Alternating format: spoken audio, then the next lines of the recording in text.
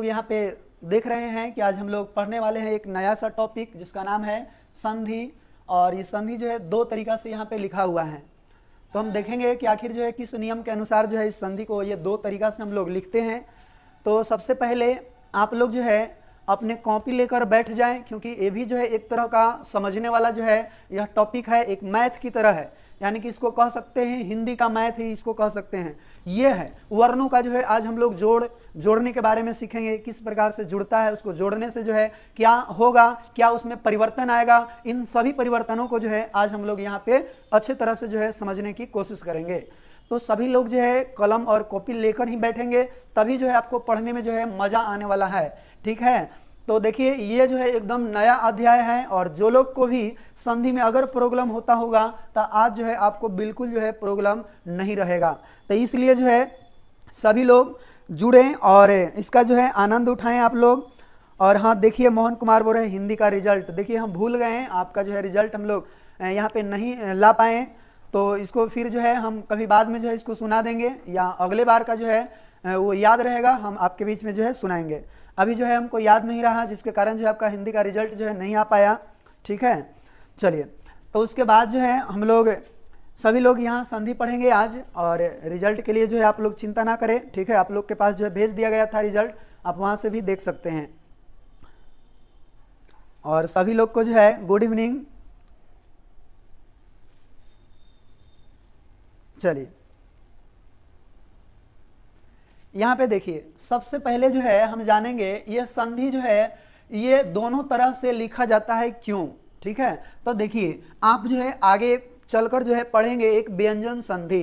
ठीक है, एक व्यंजन संधि पढ़ेंगे, उसमें एक नियम है कि अगर म हलंत, इसको क्या बोलेंगे म हलंत, म हलंत के बाद में अगर कोई भी क से लेकर म तक यानी कि कोई भी स्पर्श वर्ण आए, स्पर्श व्यंजन, ठीक है, स्पर्श व्यंजन अगर आए तो ये म जो है म ये अनुस्वार में बदल जाता है, या इसके सामने जो भी अक्षर रहते हैं, जो भी अक्षर दिखाई देते हैं, उसका पांचवा अक्षर जो भी होगा वही चीज जो है यहाँ पे हो जाता है। यानी कि यहाँ पे क्या होता है, पंचम वर्ण होता है, पंचम वर्ण। ठीक है, ये म हलंत के जगह या तो अनुस्वार हो जाएगा या तो आपका पंचम वर्ण हो जाएगा।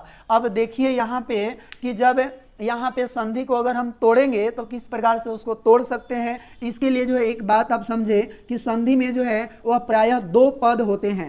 ठीक है, प्रायः दो पद होते हैं, इससे ज्यादा भी होते हैं, लेकिन अधिकांश जो देखेंगे उसमें दो ही पद होते हैं। अब इसमें जो पहला जो पद होते हैं उसको पहला पद या प्रथम पद कहते हैं, और ये बाद वाला जो होता है इसको दूसरा पद कहते हैं।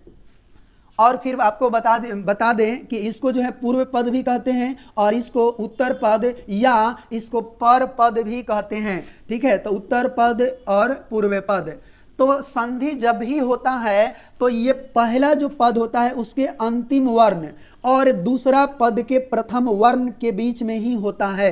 देखिए यानी कि जो प्रथम पद का अंतिम वर्ण है और दूसरा पद के प्रथम वर्ण है, ये दोनों जब आपस में मिलता है और मिलने से जो इसमें विकार होता है, यानी कि इसमें जो परिवर्तन होता है, विकार या परिवर्तन जो होता है, उसी परिवर्तन को हम लोग संधि कहते हैं। तो यहाँ पे यदि हम संधि को यदि देखें तो देखिए तो सम प्लस धी होगा, सम प्लस धी। और यहाँ थोड़ा सा आप समझिए कि म हलंत इसमें से अगर निकाल लेते हैं और इसमें क्या लिखेंगे, ध हलंत प्लस हरस्व ई।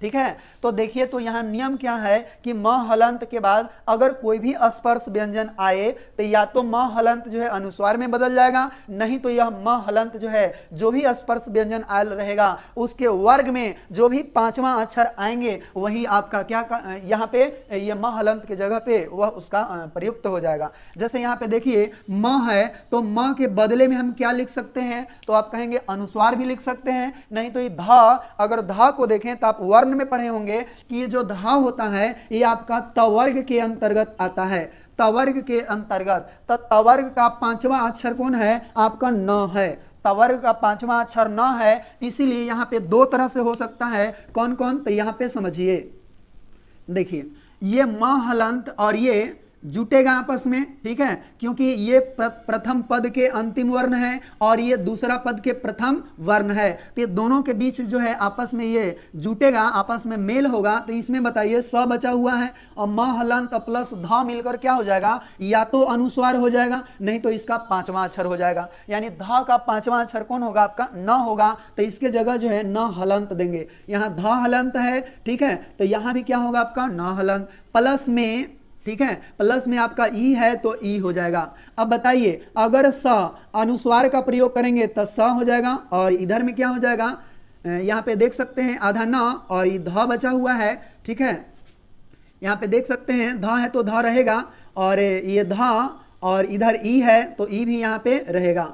इस प्रकार से क्या हो जाएगा, संधि, ठीक है। और यहाँ पे अगर हम देखें कि ये संधि तो इस तरह से हो गया, अगर न हलंत का प्रयोग करेंगे तो आपका हो जाएगा इस प्रकार से संधि, और इस तरह से ये दोनों लिखा हुआ बात जो है यह आपका सही है, ठीक है। ये दोनों लिखने का जो तरीका है संधि का आपका एकदम करेक्ट है, लेकिन आपको एक बात जो है ध्यान में देना होगा कि ये जो संधि यहाँ पे जो लिखा हुआ है तो ध के ऊपर में जो सिरो रेखा होता है, जैसे कोई भी आप शब्द को लिखते हैं तो ऊपर में जो इस प्रकार से लाइनिंग देते हैं इसको बोला जाता है सिरो रेखा, इसको बोला जाता है क्या भाई, सिरो रेखा। तो सिरो रेखा जो है ध के ऊपर में नहीं होता है, यानी देखिए ध जो दिया हुआ है तो इसके ऊपर में जो है कोई सिरो रेखा का प्रयोग नहीं किया जाता है, मतलब उसके स्थान पे खाली स्थान छोड़ दिया जाता है। ठीक उसी प्रकार से ये संधि भी लिखा हुआ है तो ध के ऊपर में यहाँ पे कुछ भी नहीं है, मतलब सिरो रेखा जो है यहाँ कट किया गया है, ठीक है। तो इस प्रकार से हम लोग संधि को जो है जानते हैं और इस प्रकार से लिखते हैं। तो ये दोनों लिखने का तरीका आपका क्या है, करेक्ट है। तो आप इसको जो है समझ पाए होंगे। अब आगे समझिए ये संधि किस प्रकार से लिखाएगा उसको तो आप समझ गए। अब इस संधि के कभी कदार जो पूछता है कि संधि का विलोम शब्द क्या होगा, ठीक है, तो आपका संधि का जो विलोम शब्द होगा वह विच्छेद। बहुत सारा लोग जो है मार देते हैं विच्छेद, लेकिन आज जो है ये दोनों में आप कंफ्यूजन को जो है समाप्त करें। संधि का जो विलोम होता है वह विग्रह होता है, संधि का विलोम क्या होता है, विग्रह होता है, और विच्छेद भी होता है, विग्रह और विच्छेद भी होता है। लेकिन अगर आपके एग्जाम में जो है क्वेश्चन इस प्रकार से आ जाए कि संधि का विलोम शब्द क्या है, तो आपको अगर उत्तर देना होगा तो आप जो है विग्रह के रूप में आंसर देंगे, विच्छेद के रूप में नहीं देंगे। विच्छेद के रूप में कब देंगे आप आंसर, तो देखिए ये विच्छेद अगर आपका ऑप्शन में विग्रह ना रहे तो उसके बाद जो है संधि का जो विलोम शब्द होगा वह विच्छेद होगा। आप ऐसा जो है कर सकते हैं, ठीक है। तो इस प्रकार से जो है आप उसको लिख सकते हैं कि संधि का जो विलोम शब्द होगा यानी उल्टा शब्द जो होगा वह आपका विग्रह या विच्छेद होगा। लेकिन ज्यादा जो इंपॉर्टेंट है, ज्यादा जो प्रधानता देंगे वह किसको देंगे, विग्रह को देंगे, ठीक है। तो विग्रह को जो है हम लोग ज्यादा प्रधानता देते हैं। अब देखिए उसके बाद हम चलिए, बहुत सारे लोग जो है कुछ बोल रहे हैं सर क्लास कोड क्या है, वीडियो रुक रहा है। अच्छा देखिए हमारे पास जो है किसी तरह का वीडियो में रुकावट नहीं है। आपको जो है कुछ प्रॉब्लम होगा, आपके मोबाइल में नेट प्रॉब्लम होगा, इस कारण से हो रहा होगा।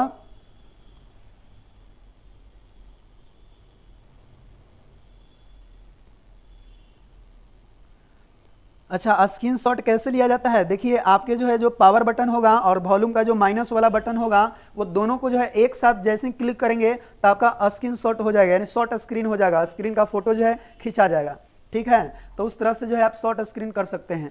अब देखिए उसके बाद यदि हम देखें आगे भाई, तो यहाँ पे क्या आप लोग सोच रहे होंगे कि संधि का मतलब क्या होता है। अभी आपको परिभाषा नहीं बताए हैं कि संधि का परिभाषा क्या है, परिभाषा हम लोग समझेंगे, लेकिन इससे पहले जो है हम लोग समझते हैं कि ये संधि का जो है शाब्दिक अर्थ क्या होता है, ये संधि का मतलब क्या होता है। तो संधि जो है एक तरह का एक संस्कृत शब्द है और इसका मतलब जो होता है मेल होता है, जोड़ होता है, जोड़, समझौता होता है, समझौता, या इसको मिलाप भी कह सकते हैं, मिलाप, ठीक है। इतना सारा जो है इसका अर्थ होता है, इसका शाब्दिक अर्थ होता है। फिर से आप समझेंगे कि जो संधि होगा उसका शाब्दिक अर्थ क्या होगा, मेल होगा, जोड़ होगा, समझौता होगा, मिलाव होगा, ये सभी के सभी आपका संधि का शाब्दिक अर्थ होता है। अब जो है इसके बाद अब हम लोग परिभाषा को जो थोड़ा सा जो है समझने की यहाँ पे कोशिश करेंगे। तो देखिए परिभाषा समझने के पहले ये बातों को जो है हम लोग ध्यान देते हैं। ये संधि में क्या होता है, प्रायः दो शब्द पाए जाते हैं। यहाँ पे दो शब्द होता है, एक को बोला जाता है पूर्व पद या पहला पद और एक को बोला जाता है पर पद या उत्तर पद। ठीक है, इसको उत्तर पद कहते हैं। तो संधि कब होता है, तो संधि जो है यह प्रथम पद का अंतिम वर्ण और दूसरा पद यानी उत्तर पद का प्रथम वर्ण के बीच में जो है जो विकार उत्पन्न होता है, जो विकार उत्पन्न होता है यानी कि जो परिवर्तन होता है वर्णों के बीच में, है ना, तो उसे ही, उस परिवर्तन को ही हम लोग क्या कहते हैं, संधि। लेकिन अगर किसी भी प्रकार का कोई विकार उत्पन्न ना हो, अगर किसी भी प्रकार का उसमें कोई परिवर्तन ना हो, तो उसको संधि नहीं बल्कि उसको संयोग बोला जाता है। उसको क्या बोला जाएगा, संयोग बोला जाएगा। ठीक है, यहां फिर से जो है आप बात को जो है अच्छी तरह से यहां क्लियर करें कि संधि कब होता है। तो दो पदों के बीच में जोड़ का चिन्ह दिया रहता है और उसका जो पहले वाला पद होता है उसका पूर्व पद, उसको पूर्व पद बोलते हैं, बाद वाला को उत्तर पद बोलते हैं। तब पूर्व पद का जो अंतिम वर्ण है और उत्तर पद का जो प्रथम वर्ण है ना, ये दोनों के बीच में क्या होता है, दोनों जब आपस में जुड़ता है, मिलता है, उसका मेल होता है तो विकार उत्पन्न होता है, यानी उसमें परिवर्तन आता है और उस परिवर्तन को ही हम क्या कहते हैं, संधि कहते हैं। लेकिन अगर यहाँ पे किसी भी प्रकार का परिवर्तन ना हो तो उसको संधि नहीं बल्कि उसको क्या बोलेंगे, संयोग बोलते हैं। जैसे आप जो है ये सोच रहे होंगे कि संयोग कैसे होगा सर, एक बार जो है उसको उदाहरण के माध्यम से आप जो है हमें बताने की कोशिश करें। तो देखिए यहाँ पे अगर उदाहरण दें तो देखिए, तो नील जोर गाय, नील जोर गाय, ठीक है, तो नील जोर गाय, तो इसका पहला पद का जो ये प्रथम वर्ण है ल है, और ल में से अ को निकालेंगे और इधर से ग है तो ग में से अ को निकालेंगे और ये दोनों जो आपस में जुटेगा तो बनेगा क्या, नील गाय, नील गाय बन जाएगा। तो देखिए तो इसमें तो कोई परिवर्तन नहीं हुआ, जोड़ को केवल हटा दिए बाकी हुबहू लिख दिए, तो इसमें कोई परिवर्तन नहीं हुआ। जब दोनों वर्ण जुटा, इसमें के अ जुटा है, इसमें भी अ जुटा है और अ प्लस अ जो है मिलके इसमें कोई परिवर्तन, किसी भी तरह का कोई दूसरा वर्ण का निर्माण नहीं हुआ है, तो इसको हम लोग संधि नहीं बल्कि इसको हम संयोग बोलते हैं। इसको क्या बोलेंगे, संयोग बोलेंगे। ठीक है, तो आपको क्लियर हो गया होगा कि संयोग किसको बोलते हैं से। ठीक है, सोनी देवी और प्रमोद कुमार बोल रहे हैं कि क्लास कोड क्या होगा। देखिए आपके जो है इस जो वीडियो देख रहे हैं उसके डिस्क्रिप्शन में आपका लिंक दिया हुआ है। आप सबसे पहले एक फॉर्म को भरेंगे, उसके बाद जो है आपको वहाँ पे क्लास कोड जो है सभी विषय का मिल जाएगा, तो आप वहाँ से प्राप्त कर सकते हैं। तो आप जो है यहाँ देखिए, ये संधि में देखें क्या कि दो वर्णों को आपस में जोड़ा जाता है और जोड़ने से क्या होता है, उसमें विकार उत्पन्न होता है, परिवर्तन होता है, उस परिवर्तन को क्या बोलते हैं, संधि। लेकिन अगर किसी भी प्रकार का परिवर्तन ना हो तो उसको हम संयोग बोलते हैं। ठीक है, अब इसको हम थोड़ा सा मिटाते हैं और उसके बाद जो है आगे जो है बताने की कोशिश करते हैं। तो देखिए यहाँ पे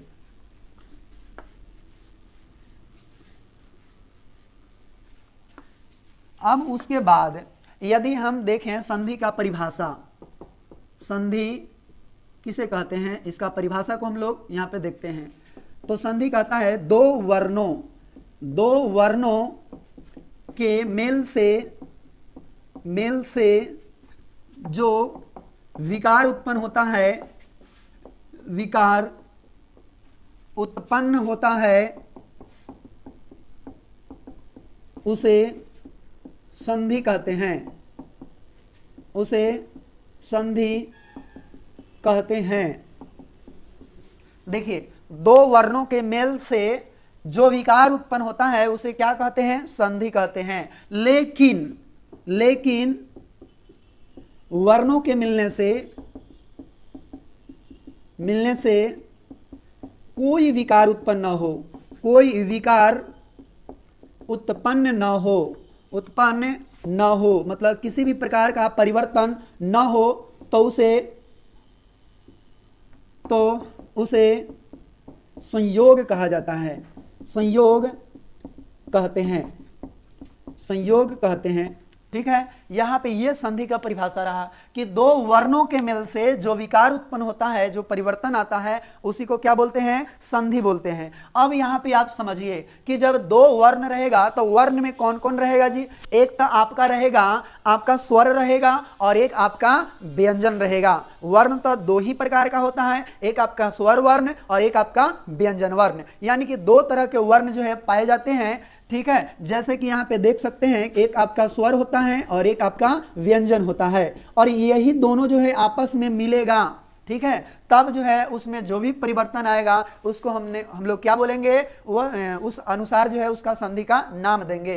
और नाम देने से पहले हम संधि का कुछ उदाहरण देते हैं कि किस प्रकार से वर्णों के मिलने से उसमें परिवर्तन देखने के लिए मिलता है। जैसे अगर हम लिख दें यहाँ पे विद्या जोर अर्थी, विद्या जोर अर्थी, तो देखिए तो ये विद्या में क्या है, आ है, तो इसमें से आ को निकाल लिए, ई अ है तो इसमें से अ को निकाल लिए, और आ और अ ये दोनों जब मिलता है तो यहाँ पे आ का निर्माण हो जाता है। और इस प्रकार से देखिए तो विद्या में से आ निकाल लिए हैं तो विद्या बचा, विद्या प्लस में इसमें आ को जोड़ेंगे और इसमें तो अ निकल गया है तो इर्थी, इर्थी जो लिखा हुआ है इसको जो हम जोड़ेंगे, और इस प्रकार से पूरा क्या हो जाएगा आपका विद्यार्थी, विद्यार्थी। और इस प्रकार से एक नया जो है यहाँ पे शब्द बन जाता है विद्यार्थी।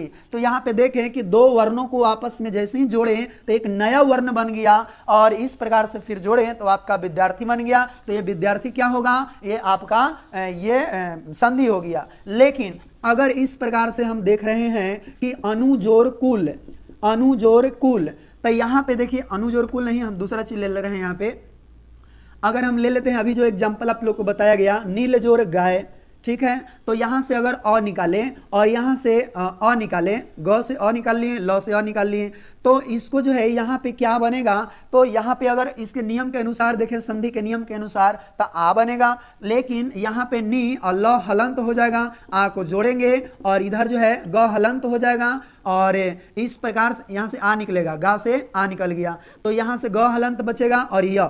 ठीक है, तो इस प्रकार से अगर हम जोड़ेंगे तो कोई दूसरा चीज बन जाएगा, लेकिन इसका होना चाहिए क्या, ये तो जुट कर हो जाएगा आपका नीलगाय, नीलगाये। तो देखिए तो पहले भी जो है नीलगाय ही था, अभी भी क्या है, नीलगाय ही है। मतलब ये ऐसा जोड़ा है, जोड़े हैं, तो इसमें जो है कोई भी परिवर्तन आ ये सब नहीं होगा, बल्कि पहले जैसा था वैसे ही होगा। यानी नीलगाय पहले था तो अभी भी नीलगाय ही होगा, तो इसमें किसी भी प्रकार का परिवर्तन नहीं हुआ, तो इसको हम लोग संयोग बोलते हैं। इसको क्या बोलते हैं, संयोग बोलते हैं। तो इस परिभाषा को जो है आप समझ पाए होंगे। ठीक है, और उसके बाद देखिए अब एक संधि में ही जो है एक बहुत ही बढ़िया चीज जो है आप लोग को हम सिखाते हैं। यहाँ पे देखिए हम जो है यहाँ पे देखें कि संधि में दो पद होंगे, इसको प्रथम पद के ये अंतिम वर्ण होगा, दूसरा पद के ये प्रथम वर्ण होगा। अगर ये दोनों के बीच में अगर कोई विकार उत्पन्न होगा तो उसको प्रधान संधि बोलते हैं, प्रधान संधि बोलते हैं। लेकिन अगर इसके अतिरिक्त ये दोनों जुड़ा है, लेकिन इसके जुड़ने से कोई अलग पद में चेंजिंग हो रहा है, ये सब जो पद है इसमें जो है अगर चेंजिंग हो रहा है तो उसको जो है हम लोग गौण संधि बोलते हैं। क्या बोलते हैं, गौण संधि बोलते हैं। देखिए जैसे राम जोर अयन, राम जोर क्या होगा, अयन, और राम जोर अयन करेंगे तो इसमें से अ निकलेगा, इसमें से अ निकलेगा, और इस प्रकार से आ बनेगा। तो रा म में हलंत रहेगा और यहाँ से जो है आ को लिखेंगे और यहाँ पे यन लिखेंगे। तो इस प्रकार से राम म हलंत में आ जुटेगा तो आपका हो जाएगा क्या, माँ और य, और न ऐसा होना चाहिए, लेकिन ये वाला न होगा, टवर्ग न आपका होगा। तो देखिए तो यहाँ पे जब आपस में मिला है तो इस वर्ण में तो परिवर्तन हुआ, तो इसको प्रधान संधि कहेंगे। इसको कौन संधि बोलेंगे, प्रधान संधि। लेकिन यहाँ पे न इस तरह से लिखाना चाहिए, लेकिन यहाँ पे इस तरह से लिखा गया, इसलिए ये जो हुआ ये आपका गौण संधि के कारण हुआ, गौण संधि के कारण हुआ।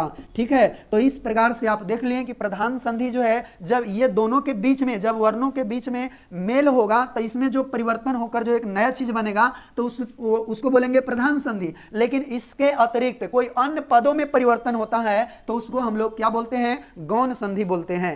ठीक है, तो यहाँ पे आप लोग समझ पाए होंगे कि गौण संधि और प्रधान संधि क्या है। फिर से एक बार जो है आप सुन लेंगे तो पूरा अच्छी तरह से जो है क्लियर हो जाएगा। कहेंगे कि प्रथम पद के अंतिम वर्ण, दूसरा पद के प्रथम वर्ण के मिलने से जो विकार उत्पन्न होता है उसे प्रधान संधि कहते हैं, मुख्य संधि कहते हैं। लेकिन प्रथम पद के अंतिम वर्ण दूसरा पद के प्रथम वर्ण के मिलने से कोई अन्य पदों में परिवर्तन होता है तो उससे गौण संधि कहते हैं। और इस प्रकार से प्रधान संधि और गौण संधि के रूप में यहाँ पे बांटे हैं। अब चलिए हम लोग चलते हैं फिर से परिभाषा की ओर, संधि के परिभाषा की ओर। तो संधि के परिभाषा की ओर अगर देखा जाए तो यहाँ पे देखिए संधि कहता है कि दो वर्णों का मेल होता है। तो दो वर्ण कौन कौन होगा, एक स्वर वर्ण होगा और एक आपका व्यंजन वर्ण होगा। एक स्वर वर्ण और एक क्या होगा, व्यंजन वर्ण होगा। अब देखिए अगर इसमें आपस में जब जुटेगा तो स्वर में स्वर भी जुट सकता है, स्वर में स्वर जुटेगा, या तो स्वर में जो है आपका व्यंजन भी जुट सकता है, नहीं तो आपका व्यंजन में स्वर भी जुट सकता है, नहीं तो आपका व्यंजन में आपका क्या यहाँ पे व्यंजने जुट सकता है, नहीं तो एक विसर्ग को अगर ले लिया जाए विसर्ग, तब विसर्ग में जो है स्वर जुट सकता है और विसर्ग में यहाँ पे आपका व्यंजन जुट सकता है। इतना तरह से जो है दो वर्णों को आपस में जोड़ सकते हैं। दो वर्णों को आपस में जोड़ने के लिए जो है ये चीज कर सकते हैं। अगर जो है स्वर में स्वर जोड़ेंगे, फिर स्वर में व्यंजन जुटेगा, व्यंजन में स्वर जुटेगा, व्यंजन में व्यंजन जुटेगा, विसर्ग में स्वर जुटेगा, विसर्ग में व्यंजन जुटेगा। इसको याद करने के लिए बहुत ही आसान तरीका है, दुगो स्वर दुगो व्यंजन दुगो विसर्ग, स्वर व्यंजन स्वर व्यंजन स्वर व्यंजन, तो बस याद हो गया है ना। फिर से एक बार देखिए, दुगो स्वर दुगो व्यंजन दुगो विसर्ग, तीनों हो गया दो दुगो, इधर स्वर व्यंजन स्वर व्यंजन स्वर व्यंजन कर देना है। तो इस प्रकार से इसको तो आप आसानी से याद कर लेंगे। अब देखिए अब ये क्या होता है, ये जो शुरू वाला जो है स्वर में स्वर जुटता है तो उसको स्वर संधि कहते हैं। स्वर में स्वर जुटता है तो क्या बोलते हैं, स्वर संधि कहते हैं। अगर स्वर में व्यंजन या स्वर व्यंजन में स्वर या व्यंजन में व्यंजन, ये तीनों जो आपस में जुटता है तो इसको बोला जाता है व्यंजन संधि, इसको बोला जाता है व्यंजन संधि। लेकिन अगर विसर्ग में स्वर जुटता हो या विसर्ग में व्यंजन जुटता हो तो इसको जो है बोला जाता है आपका विसर्ग संधि बोला जाता है, विसर्ग संधि। अर्थात यहाँ पे हम लोग देखें कि संधि को मुख्यतः तीन भागों में बांट सकते हैं। देखिए आपका जो है आज अगर आप क्लास सही तरीके से कर लेते हैं तो आपको किसी भी प्रकार का कोई जो है यहाँ पे ऐसा प्रॉब्लम ना रहेगा जो पहले आप जो है मन में केवल सोचते थे, वैसा जो है किसी भी तरह से नहीं आएगा। तो यहाँ पे हम लोग जाने क्या कि संधि को आखिर तीन ही प्रकार क्यों होता है, और तीन प्रकार जो है आपके सामने इस प्रकार से रहा। ठीक है कि स्वर में स्वर जुटेगा तो आपका स्वर संधि होगा, स्वर में व्यंजन जुटेगा व्यंजन में स्वर जुटेगा या व्यंजन में व्यंजन जुटेगा तो ये आपका व्यंजन संधि होगा, और विसर्ग में स्वर या विसर्ग में व्यंजन जुटेगा तो आपका विसर्ग संधि कहलाएगा। तो इस प्रकार से देखें हम लोग कि संधि जो होता है वह मुख्यतः तीन प्रकार के होते हैं। ठीक है, तो इसको जो है जो भी नोट करना चाहते हैं वो नोट कर ले, अब शॉर्ट स्क्रीन इसको ले ले और बाद में इसको आप लोग नोट कर सकते हैं। अब चलिए हम लोग जो है चलते हैं बारी बारी से, स्वर संधि क्या होता है, व्यंजन संधि क्या होता है ना, ये सभी के जो है परिभाषा को यहाँ पे हम लोग समझने की अब कोशिश करते हैं आगे। ठीक है, तो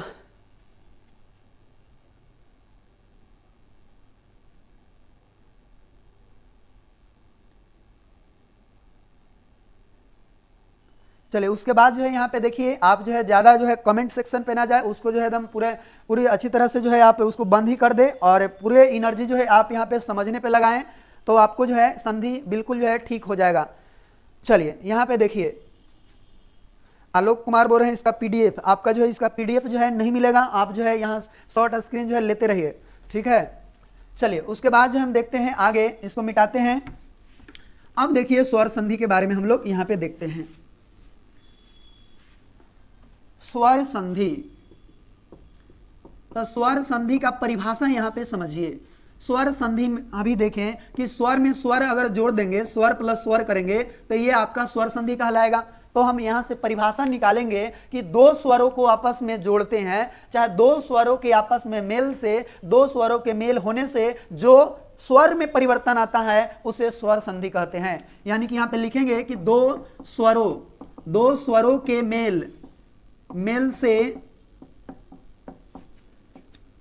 से जो स्वर में परिवर्तन आता है या विकार उत्पन्न होता है, परिवर्तन की जगह विकार भी लिख सकते हैं, स्वर में विकार उत्पन्न होता है उसे क्या बोलेंगे, स्वर संधि कहेंगे। ठीक है। अब देखिए, आप लोग जानते होंगे कि स्वर वर्ण की संख्या कितना है। पूरे हिंदी में, पूरे वर्णमाला में आप देखेंगे कि स्वर वर्ण की संख्या कितना होता है। तो आप लोग जो है एक बार कमेंट करके जो है अभी बताएंगे कि स्वर वर्ण की संख्या जो है कितना होता है। तो आप लोग का आंसर क्या आने वाला है, हम जान रहे हैं कि सभी लोग जो है आप लोग कहेंगे 11 11 11 11, यानी कि पूरे वर्णमाला में जो स्वर वर्ण है वह उनकी संख्या जो है 11 है। कौन कौन 11 है? तो एक अ है, आ है, ह्रस्व ई, दीर्घ ई, ह्रस्व उ, दीर्घ उ, उसके बाद एक री आता है, ए ओ, और एक है औ। अब चलिए हम लोग समझेंगे अब स्वर संधि को कितने भागों में हम इसको बांट सकते हैं, इसको हम लोग निकालेंगे एक फार्मूला, ठीक है, कि किस तरह से इसका जो है 5 भेद होता है और पांचों भेद में किस प्रकार से वो आपस में कौन कौन से ये जो स्वर है आपस में जुटता है और जुटने के बाद एक कौन सा एक नया वर्ण का जो है इसमें निर्माण होता है। बहुत अच्छा, सभी लोग का आंसर जो है 11 ही आया है। हम जानते थे कि आप लोग जो है 11 ही देने वाले हैं। देखिए, तो यहाँ स्वर संधि में हम इस प्रकार से इसको स्वरों को आपस में जोड़ सकते हैं कि एक अ में अ को जोड़ेंगे, ह्रस्व ई में दीर्घ ई को जोड़ेंगे, ह्रस्व उ में दीर्घ उ को जोड़ेंगे। तो अगर अ में अ को जोड़ेंगे तो हमेशा हमेशा आ बनेगा। ह्रस्व ई में दीर्घ ई अगर जोड़ेंगे तो हमेशा जो है दीर्घ ई बनेगा। ह्रस्व उ में दीर्घ उ जोड़ेंगे तो हमेशा दीर्घ उ बनेगा, ठीक है। यानी कि यहाँ पे देखे क्या कि अ प्लस आ, इस प्रकार से इसको देख सकते हैं, अ रहे या आ रहे, इसमें वही अगर चीज जोड़ दिया जाए यानी समान स्वर को ही जोड़ दिया जाए तो हमेशा रिजल्ट क्या आएगा? आ का आएगा। अगर यहाँ पे ह्रस्व ई या दीर्घ ई, ह्रस्व ई या दीर्घ ई में ह्रस्व ई या दीर्घ ई ही अगर जोड़ा जाए तो इसका जो रिजल्ट होगा दीर्घ ई होगा। और ह्रस्व उ में दीर्घ उ को जोड़ेंगे यानी ह्रस्व उ चाहे दीर्घ उ में ह्रस्व उ और दीर्घ उ को जोड़ेंगे तो हमेशा क्या आएगा? आपका दीर्घ उ आएगा। तो ये जो आपका जो जुटा इस प्रकार से, तो ये सभी को हम लोग बोलते हैं दीर्घ स्वर संधि। दीर्घ स्वर संधि, इसको क्या बोला जाता है? दीर्घ स्वर संधि। अब देखिए, दीर्घ स्वर संधि आप जान गए कि ये तीने गो के बीच में होता है, इसके बीच में ये तीनों क्या है? ये समान स्वर कहे जाते हैं, है ना। यानी दो समान स्वर आपस में मिलता है तो हमेशा दीर्घ बन जाता है। जैसे अ और आ, चाहे आ और अ, चाहे आ में आ जुटेगा, अ में अ जुटेगा, तो हमेशा जो ये दोनों में बड़ा होगा वही चीज का निर्माण होता है। तो ये दोनों में बड़ा चीज कौन है? आ, तो आ का निर्माण हो जाएगा। ये दोनों में बड़ा कौन है? तो ये दीर्घ ही है, तो दीर्घ ही का निर्माण होगा। ये दोनों आपस में किसी भी तरह से मिलेगा तो हमेशा दीर्घ उ का निर्माण होगा। यानी कि इस प्रकार से देख लिए कि अ रहे या आ रहे, और इधर भी अ रहे या आ रहे, मतलब अ में अ जुटे, आ में आ जुटे, या अ में आ जुटे या आ में अ जुटे, तो हमेशा क्या बनेगा? आ बनेगा। उसी प्रकार से ये सभी को जो है उसी तरह से जोड़ेंगे तो आपका हमेशा जो है क्या बनेगा? दीर्घ रूप वाला जो है यहाँ पे बन जाएगा। विकार होने के बाद परिवर्तन जैसी होगा तो यह दीर्घ के रूप में परिवर्तन हो जाएगा। तो यहाँ देखिए, तो इसे ही हम क्या बोलेंगे? दीर्घ स्वर संधि कहेंगे। दीर्घ स्वर संधि के नाम से इसको हम लोग जानेंगे। अब उसके बाद जो है अगला देखते हैं, इसको आप नोट कर लीजिए कि इसको दीर्घ स्वर संधि कहेंगे। पहला नंबर, यानी कि एक जो है स्वर संधि का एक प्रकार जो है यहाँ पे आपके सामने आ गया है कि जब इस तरह का होगा उसको दीर्घ स्वर संधि कहा जाएगा। अब दूसरा प्रकार जो है इसको लाते हैं, और दूसरा प्रकार किस तरह से है यहाँ पे समझने की आप कोशिश करें। देखिए, इसको जो है पूरा मिटा देते हैं और फिर से यहाँ पे देखते हैं कि ये आपका जो है ये पूरा ये स्वर है, 11 स्वर है, और 11 स्वर में अ और आ के साथ अगर ह्रस्व या दीर्घ ई मिल जाए, ह्रस्व उ और दीर्घ उ मिल जाए, री मिल जाए, तो क्या होगा? तो इसको ये वाला अगर जोड़ेंगे यानी कि ह्रस्व या दीर्घ ई अगर जोड़ेंगे तो ए बनेगा। इसमें अगर ये वाला जुटेगा तो ये ओ का निर्माण करेगा। अगर इसमें जो है ये री जुटेगा तो अर का निर्माण करेगा। क्या बनेगा? अर। ठीक है, यानी कि अ या आ के बाद में अगर ह्रस्व या दीर्घ ई जुटने के लिए आ रहा है तो जो विकार होगा वह ए का होगा, और अ या आ के बाद में ह्रस्व या दीर्घ उ आ रहा है तो ये दोनों को मिलने से जो विकार होगा, जो परिवर्तन होगा, वह आपका ओ का होगा। और अ और आ के बाद में अगर री आपस में मिल रहा है तो जो विकार उत्पन्न होगा वह क्या चीज का होगा? अर का होगा। यानी कि यहाँ पे देख सकते हैं कि अ और आ में ह्रस्व ई या दीर्घ ई जुटेगा तो हमेशा क्या बनेगा? ए बनेगा। अगर अ और आ में यहाँ ह्रस्व उ और दीर्घ उ जुटेगा तो हमेशा ओ का निर्माण होगा, और अ और आ में अगर री जुट जाए तो यह क्या हो जाएगा, और बन जाएगा। तो ये तीन जो हुआ ये आपका गुण संधि के नाम से इसको जाना जाता है, यानी कि गुण स्वर संधि इसको बोला जाता है। ठीक है, इसको बोला जाता है गुण स्वर संधि। और इस प्रकार से आपका दूसरा प्रकार यहाँ पे आ गया कि गुण स्वर संधि इसको कहेंगे। कैसे कि अ और आ में ह्रस्व या दीर्घ ई जुटेगा तो ए बनेगा, अ या आ में ह्रस्व उ या दीर्घ उ जुटेगा तो ओ बनेगा। इसमें इस री के साथ अगर ये जुटेगा तो परिवर्तन अर का आएगा, और इसको हम क्या बोलते हैं, गुण स्वर संधि बोलते हैं, गुण स्वर संधि इसको बोलते हैं। ठीक है, उसके बाद हम लोग देखते हैं आगे, इसको भी आप नोट कर लें। अब देखिए, अब इसको जो अगर मिटाते हैं तो तीसरा आपका भेद कौन सा है, तीसरा प्रकार स्वर संधि का कौन है, उसको यहाँ पे समझते हैं। इसको भी आप एक बार जो है शॉर्ट स्क्रीन ले लें और इसको नोट कर लें। अब देखिए यहाँ पे हम देखते हैं दूसरा, इसको मिटा देते हैं। अब देखिए अ और आ में अगर ए जुट जाए या ए जुट जाए, ठीक है, ए चाहे ए जुटे, ये दोनों एक साथ ही जुटेगा, ये दोनों जुटे या ये दोनों जुटे। ठीक है, अ या आ के बाद में ए और ए आए या ये दोनों आए, ये तो क्या होगा, अगर अ या आ के बाद में ए और ए आता है तो हमेशा ए बनता है, हमेशा क्या बनेगा, अय बनेगा। और अ और आ में यहाँ पे अगर ओ चाहे अ जुटता है तो यह हमेशा बड़ा वाला बनेगा, यानी अ बनेगा। जिस तरह से आप देख पा रहे थे दीर्घ स्वर संधि उसी तरह से बनता है कि अगर अ या आ में यहाँ ए या ए जुटे तो ओ या अ बन जाएगा। और यहाँ पे अगर हम इस प्रकार से अगर देखना चाहें कि अ प्लस अ या आ में ए या ए जुटता हो तो हमेशा क्या बनेगा, ए बनेगा। चाहे अ और आ में अगर ओ रहे या अ रहे, यह दोनों आपस में जुटेगा, मिलेगा तो क्या बनेगा, अ बनेगा। और देखिए तो इसके पीछे वाला में ए बन रहा था और ओ बन रहा था, यही का रूप जो है वृद्धि हो जाएगा, वृद्धि कर जाएगा, गुण वाला ही जो है वृद्धि कर जाएगा। तो इस पर एगो पाई हो जाएगा, इस पर एगो है तो दूगो हो जाएगा, जैसा कि आप यहाँ पे देख पा रहे हैं। तो ये आपका तीसरा प्रकार हो गया, ये आपका तीसरा प्रकार हुआ जिसका नाम है वृद्धि संधि। वृद्धि संधि, इसको संस्कृत में एकदम बहुत अच्छा नाम है, वृद्धि रेची, उसका नाम क्या है, वृद्धि रेची। तो वृद्धि रेची तो वो कहता है कि देखिए इसमें जो है वृद्धि रेची, इसका जो एक फॉर्मूला भी होता है, इसका नाम भी है वृद्धि संधि का संस्कृत नेम वृद्धि रेची भी, तो इसको भी याद रख सकते हैं। गुण संधि का आपको आदगुना नाम है, ठीक है। और अगर दीर्घ संधि के देखें तो अकः स्वर्ण दीर्घ, उसको नाम ही है अकः स्वर्ण दीर्घ। और इसी तरह से आगे भी चौथा है यन संधि, तो इको यंची नाम है। और अयादि संधि को अगर देखें एचो एवा आवा, ये जो है इसका संस्कृत नेम है। अब देखिए यहाँ तो हम देख लिए कि अ और आ के बाद अगर ए चाहे अ जुटता हो तो अ बनेगा, है ना। अ चाहे अ के बाद ओ और अ जुटे तो हमेशा अ बनेगा। और इसको हम क्या बोलेंगे, वृद्धि संधि, वृद्धि स्वर संधि कहेंगे, वृद्धि स्वर संधि कहते हैं। तो इसको भी आप जो है शॉर्ट स्क्रीन लेना चाहते हैं तो आप ले सकते हैं। उसके बाद जो है चौथा नंबर आपका प्रकार आएगा जिसका नाम है यन संधि। और यन संधि में भी देखेंगे कि आखिर वह उसको निर्माण जो है किस प्रकार से होता है। और ये यन संधि और अयादि संधि जो है बेहद इंपॉर्टेंट है। तो एक बार देख लेते हैं सभी के कमेंट को। उत्कर्ष कुमार बोल रहे हैं कि सर कंप्यूटर में स्क्रीनशॉट कैसे लें, F2 के बगल में, F12 के बटन के मतलब बगल में जो है एक रहता है कुछ प्रिंट स्क्रीन।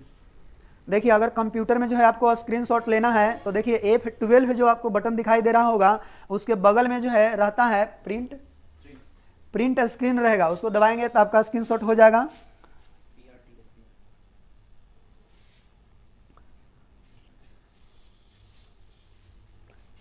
चलिए तो यहाँ पे देखिए उसके बाद जो है हम अगला देखते हैं जिसका नाम है क्या, यन संधि। तो यन संधि यहाँ पे देखें अगर तो कहता है यन संधि कि अगर ह्रस्व ई या दीर्घ ई, ह्रस्व ई या दीर्घ ई के बाद में अगर कोई असमान स्वर आए, असमान स्वर कितना आएगा बताइए, 2 गो लिखा गया है, मतलब 11 गो में से 2 गो लिखा गया है, तो असमान स्वर के अंतर्गत कितना बच गया, 9 गो, मतलब असमान स्वर जो है 9 गो जो बचेगा वो सभी जो है इसके जगह आ जाएगा। तो ह्रस्व ई या दीर्घ ई के जगह पे अगर असमान स्वर आए तो ये ह्रस्व या दीर्घ ई जो है य में बदल जाता है। किस में बदलेगा, य में बदलेगा। लेकिन अगर ह्रस्व उ और दीर्घ उ के बाद में अगर असमान स्वर आए, असमान स्वर मतलब कौन, 9 स्वर, ये दोनों को छोड़ाकर शेष सभी जितना आएंगे तो ये ह्रस्व उ और दीर्घ उ जो होता है यह आपका वह हलंत में बदल जाएगा। और अगर री के बाद में, री जो होता है ऋषि वाला री, इसके बाद में असमान स्वर आए, असमान स्वर आए मतलब कितना आ जाएगा, 9 10 गो इसमें आ जाएगा, है ना, एक ही को यहाँ पे लिखा हुआ है इसलिए ये 10 गो आ जाएगा। तो री जो है आपका र हलंत में बदल जाएगा। तो फिर से इसको आप ध्यान में दें कि ह्रस्व ई और दीर्घ ई के बाद में असमान स्वर आता है तो ह्रस्व ई और दीर्घ ई जो है य हलंत में हो जाता है, और यहाँ पे ह्रस्व उ और दीर्घ उ के बाद में असमान स्वर आता है तो वह ह्रस्व उ और दीर्घ उ जो है वह हलंत में बदल जाता है। और इसके साथ साथ असमान स्वर का जो मात्रा होता है वह मात्रा इसमें जुट जाता है। मात्रा क्या होता है, सभी में जुट जाता है। और मात्रा किसका मात्रा, तो असमान स्वर के जो भी मात्रा होगा वो वाला जो है इसमें जुट कर एक नया वर्ण का निर्माण करेगा। तो इसको हम लोग बोलते हैं क्या, यन संधि बोलते हैं, यन संधि, इको यंची इसको बोलते हैं। ठीक है, यन संधि के नाम से, यन स्वर संधि के नाम से इसको जानते हैं, स्वर संधि। तो यहां जो है आप लोग इस तरह से देखें कि यन संधि क्या होता है, तो कहता है कि यदि ह्रस्व या दीर्घ के बाद में असमान स्वर आए, मतलब कौन कौन आ जाएगा, इसको छोड़ा के ये सब है जितना भी देख रहे हैं वो सब में से कोई भी एक चीज आ जाए, ठीक है, तो ये ह्रस्व और दीर्घ ई जो है यह हलंत में बदल जाएगा। और इसके साथ साथ मात्रा लगेगा, इसके साथ क्या लगेगा, मात्रा लगेगा। और उसी प्रकार से ह्रस्व व दीर्घ के बाद में असमान स्वर आए यानी शेष 9 में से कोई एक अगर आए तो आपका जो है ह्रस्व व दीर्घ जो है वह हलंत में बदलेगा। और री के बाद में अगर असमान स्वर कोई 10 गो आ जाए री छोड़ाकर तो उसको जो है ये री जो है र हलंत में बदल जाएगा, उसके साथ साथ एक मात्रा लगेगा। कभी कदाल जो है आपको पूछ देगा लाकृति का संधि विच्छेद। तो लाकृति जो होता है ये आपका संस्कृत संधि जब आप पढ़ेंगे संस्कृत में संधि उसके अनुसार इसको बनाया जाएगा। और उसमें जो है आपको एक लिरी पढ़ने के लिए है, लिरी, ठीक है। तो लिरी के बाद में अगर कोई असमान स्वर आता है तो लिरी जो है यह ल हलंत में बदल जाता है। तो आप इस हिंदी में जो है बहुत कम ही किताब में आपको देखने के लिए मिलेगा कि लिरी जो है वह ल हलंत में बदल जाता है, लेकिन जब आप संस्कृत पढ़ेंगे तो सारे बुक में जो है इस टाइप के जो है आपको मिल जाएगा। ठीक है, तो इसको भी जो है आप नोट कर लें। और अब देखते हैं एक लास्ट संधि जिसका नाम क्या है, अयादी संधि। और अयादी संधि यहाँ पे देखेंगे कि वह किस प्रकार से उसका निर्माण होता है। तो अयादी संधि में देखिए यहाँ पे ए के बाद में अगर कोई असमान स्वर आए, असमान स्वर ए के बाद में कै गो हो जाएगा आपका, 10 गो हो जाएगा। तो ए जो है यह अय में बदल जाएगा, ए जो है अय में बदल जाएगा और असमान स्वर जो भी होगा उसका मात्रा यहाँ पे लग जाएगा। ठीक है, ए का मात्रा, ये ए जो है ए के बाद में असमान स्वर आए तो ए का अय हो जाएगा और इसके साथ साथ मात्रा का इसमें प्रयोग होगा। अब देखिए तो इसी प्रकार से अगर अय रहे, अय के बाद में असमान स्वर आए, असमान स्वर यदि इसमें आए तो आय का जो है आय हो जाएगा, आय होगा और इसका जो मात्रा होगा असमान स्वर का ये मात्रा इसमें लग जाएगा। उसके बाद यदि हम देखें आय के बाद ओ जो है इसके बाद में अगर कोई असमान स्वर आए, असमान स्वर, तो ओ जो है औ में बदल जाएगा और असमान स्वर का जो मात्रा रहेगा वो मात्रा इसमें जुट जाएगा। उसके बाद एक और बच गया जिसका नाम है औ, और औ के बाद में अगर कोई असमान स्वर आए, असमान स्वर आए तो ये जो औ है ये आओ में बदल जाएगा, आओ, और असमान स्वर का जो मात्रा होगा वो मात्रा इसमें लग जाएगा। इस प्रकार से जो है ये जितने सारे बने ये सभी के सभी आपका अयादी संधि है। कौन सा संधि, अयादी संधि। तो अयादी संधि जो है इस प्रकार हम लोग जानेंगे, अयादी स्वर संधि। ठीक है, अयादी स्वर संधि। तो यहाँ पे क्या जाने अयादी स्वर संधि में, फिर से एक बार देखिए कि अगर ए के बाद में असमान स्वर आता है तो ए का अय हो जाएगा और इस असमान स्वर का जो मात्रा होगा वो मात्रा का इसमें प्रयोग होगा। अब औ जो रहेगा और इसके बाद में असमान स्वर आएगा तो औ का आव हो जाएगा और इसके साथ मात्रा का प्रयोग होगा। फिर अय रहेगा, अय के बाद में असमान स्वर आए तो अय का आय हो जाएगा, इसके साथ मात्रा लगेगा, ठीक है। और ओ के बाद में असमान स्वर आए तो ओ का अ हो जाएगा और इसके साथ साथ मात्रा का प्रयोग होगा, तो उसको हम क्या बोलेंगे, अयादि संधि बोलते हैं, ठीक है। तो इस प्रकार से ये जो प्रकार आपका है पांचवा प्रकार है। और इस तरह से देखें कि स्वर संधि का पूरे कितने टाइप्स हो गए हैं, कितने प्रकार हो गए हैं, तो यहाँ पे हम देखें 5 प्रकार हुए हैं, ठीक है। यानी कि स्वर संधि का पूरे 5 प्रकार हो गया। अब पांचों प्रकार को जो है हम लोग बारी बारी से यहाँ पे समझते हैं और यहाँ पे आगे जो है पढ़ते हैं, बढ़ाते हैं। तो देखिए यहाँ पे स्वर संधि का 5 प्रकार कौन कौन हुआ, तो एक बार यहाँ पे नाम लिख दे रहे हैं, उसके बाद जो है बारी बारी से सभी को पढ़ेंगे। तो स्वर संधि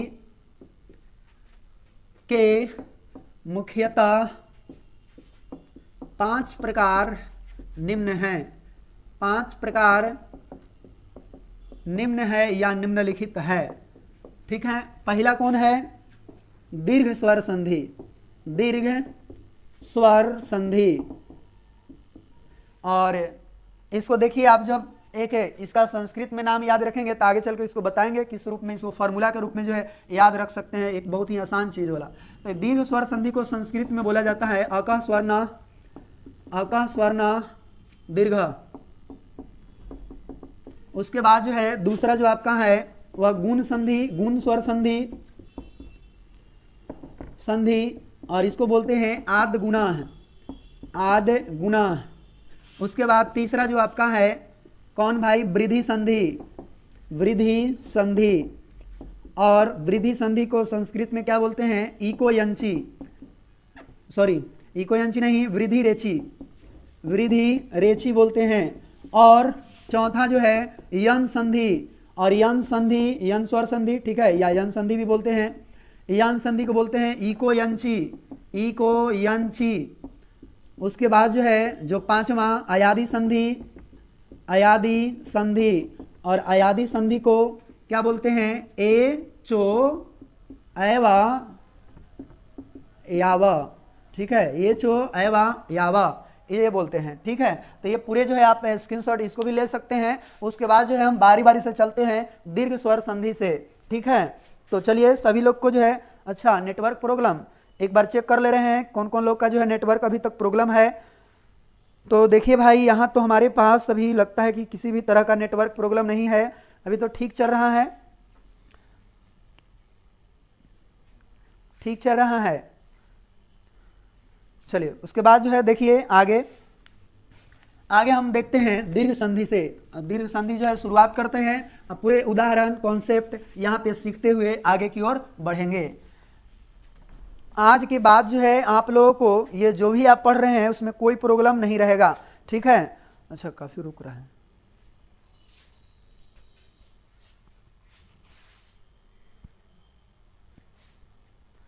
चलिए यहाँ पर अगर आगे देखें तो दीर्घ स्वर संधि,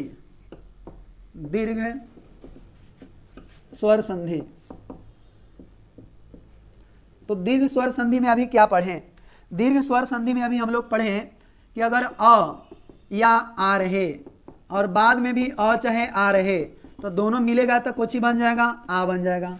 ह्रस्व ई या दीर्घ ई रहे, ह्रस्व ई या दीर्घ ई, इसके साथ साथ ह्रस्व ई और दीर्घ ई, अगर कोई दोनों में से कोई मिलता है तो हमेशा दीर्घ ई बनेगा। ह्रस्व उ और दीर्घ उ में ह्रस्व उ या दीर्घ उ अगर मिलता हो तो हमेशा दीर्घ उ बनेगा। तो ये बात को जो है केवल आप लोग याद रखेंगे। अब देखिए इसमें क्वेश्चन किस प्रकार से आता है, कहेगा कि अ और आ के मेल से एक नया वर्ण कौन सा बनेगा, अ और आ के मेल से एक नया वर्ण कौन सा बनेगा। तो देखिए तो हम जान रहे हैं दीर्घ स्वर संधि में पढ़े हैं कि अ में आ जुटे या अ में अ जुटे तो हमेशा आ ही बनेगा, तो यहाँ पे कहेंगे आ बनेगा।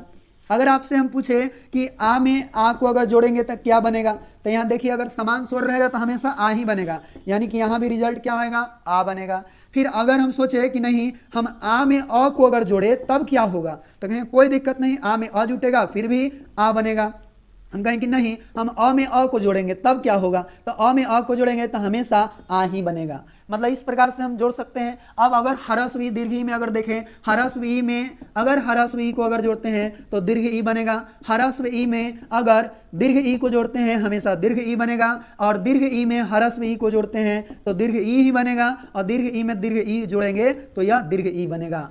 इस तरह से बन सकता है। उसी प्रकार से ह्रस्व उ प्लस ह्रस्व उ तो यह दीर्घ उ हो जाएगा, और ह्रस्व उ प्लस दीर्घ उ रहेगा तो दीर्घ उ ही हो जाएगा, और दीर्घ उ में उ जुटेगा तो क्या होगा, यहाँ भी आपका दीर्घ उ हो जाएगा। और दीर्घ उ है और फिर से दीर्घ उ है तो यह जुटेगा तो दीर्घ उ बन जाएगा। यानी इतना वर्ण जो है आपस में जुटकर एक नए नए जो है वर्ण का निर्माण यहाँ पे हो सकता है। ठीक है, तो ये जो है आपको अगर जोड़ने के लिए आ गया होगा इसके माध्यम से, तो अब देखिए आप लोगों को कुछ हम उदाहरण यहाँ पे लेते हैं और यहाँ पे समझाने की कोशिश करते हैं।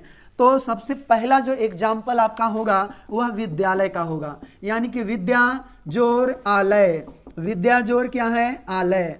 अब देखिए कहता है कि विद्या जोड़ आलय बराबर क्या होगा, तो आप लोग क्या करते हैं डायरेक्ट याद ही कर लेते हैं कि विद्यालय होगा, लेकिन कैसे होता है इसको आप नहीं समझते होंगे तो यहाँ पे समझने की कोशिश करें।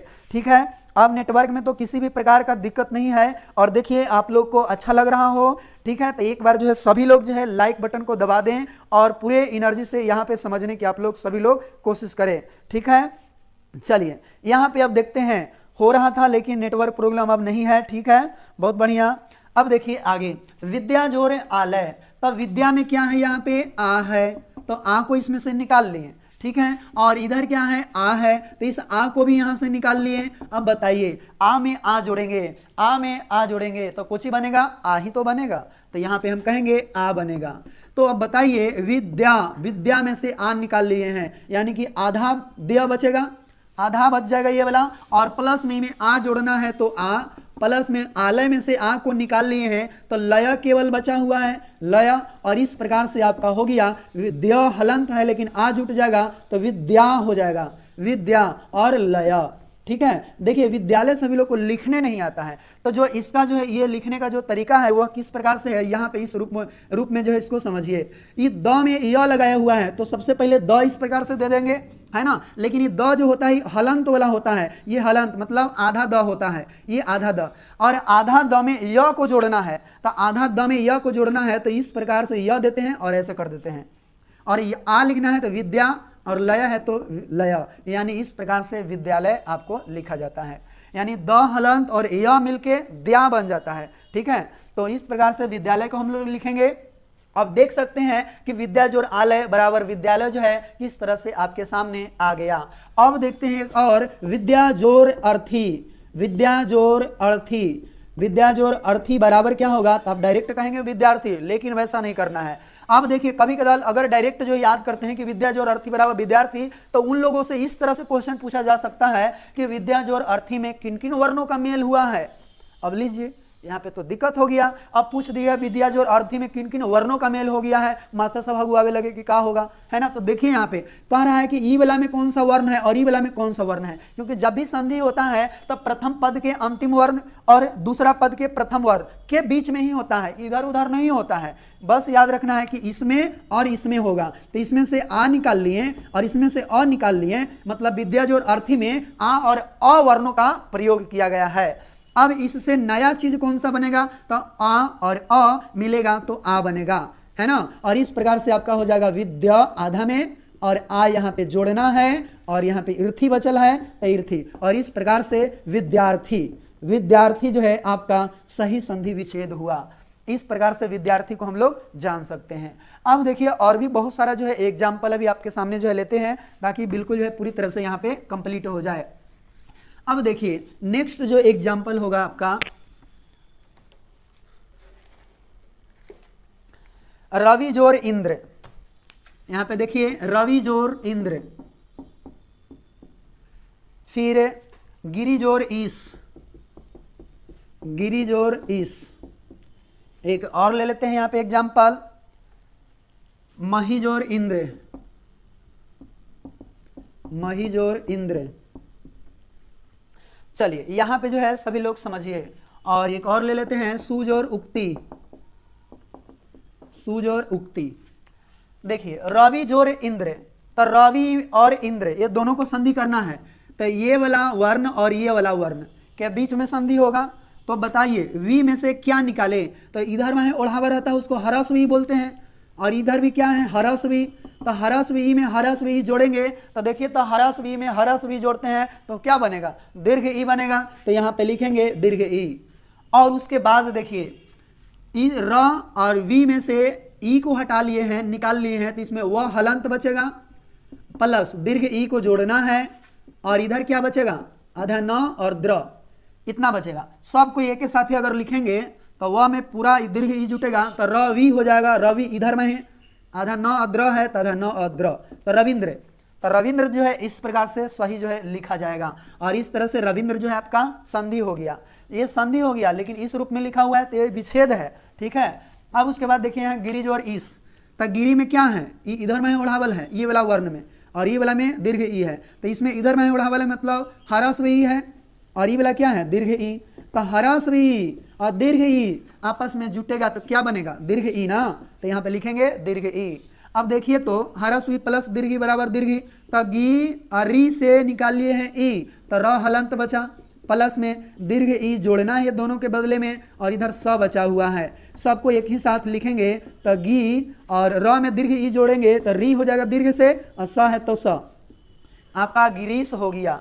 अब देखिए तो मही जो इंद्र, तो मही में क्या है? दीर्घ ई, और ई में हरस्वी, दीर्घ ई हरस्वी मिलेगा तो बनेगा दीर्घ ई, तो दीर्घ ई। अब म ही में से ई निकाल लिए हैं तो ह हलंत बचा, प्लस में दीर्घ ई, आधा न और द्र को जोड़ना है, आधा न और द्र को जोड़ना है। इस प्रकार से एक ही साथ सबको लिखेंगे तो यहाँ में दीर्घ ई जुटेगा तो पूरा ही हो जाएगा, यानी म ही आधा न और द्र, महेंद्र, ठीक है। इस प्रकार से हम लोग महेंद्र का जो है संधि कर लिए। अब देखिए सूज और उक्ति, तो सु में क्या है? उ, और इधर भी क्या है? उ। तो उ प्लस उ मिलेगा तो क्या बनेगा? तो यहाँ दीर्घ उ बनेगा। तो यहाँ लिखेंगे दीर्घ उ, और सु में से उ निकाल लिए हैं तो स हलंत बचा, दीर्घ उ जोड़ना है, और इधर में बचल है इक्ति। क्या बचल है? इक्ति। और इस प्रकार से स में दीर्घ उ जुटेगा तो सु दीर्घ हो जाएगा, इक्ति जोड़ देंगे, यानी सुक्ति। सुक्ति जो है इस प्रकार से लिखाता है, आप इसको देख सकते हैं। सुक्ति का प्रयोग जो है इस प्रकार से होगा, इस प्रकार से इसको लिखा जाएगा। उमेश चौधरी नेटवर्क प्रॉब्लम, अभी तो हमारे पास किसी भी प्रकार का नेटवर्क नहीं प्रॉब्लम है। आप लोग को कैसे हो जाता है देखिए, थोड़ा सा मैनेज आप लोग करें।